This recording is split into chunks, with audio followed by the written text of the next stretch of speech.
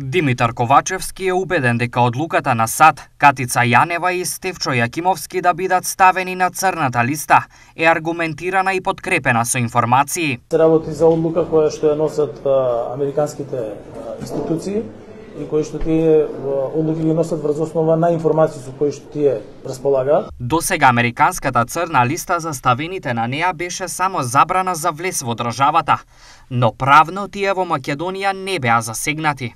Токму и поради ова од Американската амбасада, но и други високи функционери, бараа Македонија кривично да постапува спрема посочените лица и тие да бидат изведени пред македонските судови.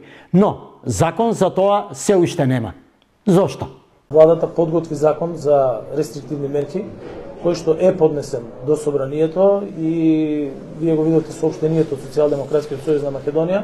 Ја можам само да повторам дека го повикуваме пратеникот Антонио Милошовски и неговата политичка партија ВМРО-ДПМ да не го блокираат законот и да го пуштат во собраниска процедура, бидејќи очигледно е дека тој од некаква причина го блокира тој закон да не биде ставен на комисиска расправа и со тоа да не биде донесен. Утре официјално неколку партии ќе го формираат така наречениот Европски фронт.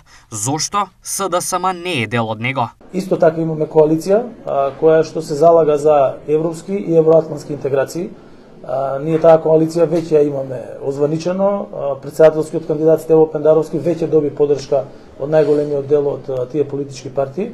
И добро е што во државата ќе има најмалку два блока. Во однос на изборните партнери, Ковачевски објасни со кого овој пат ќе оди на избори. Во изминатите 32 години се покажа дека Социјалдемократскиот сојуз на Македонија и традиционалните партнери на Социјалдемократскиот сојуз на Македонија се тие кои што кога ја предводат владата, Северна Македонија прави исчекори во интегрирањето и во НАТО и во Европската унија, во унапредувањето на демократијата, во унапредувањето на слободата на медиумите и секако во унапредувањето на владењето на правото.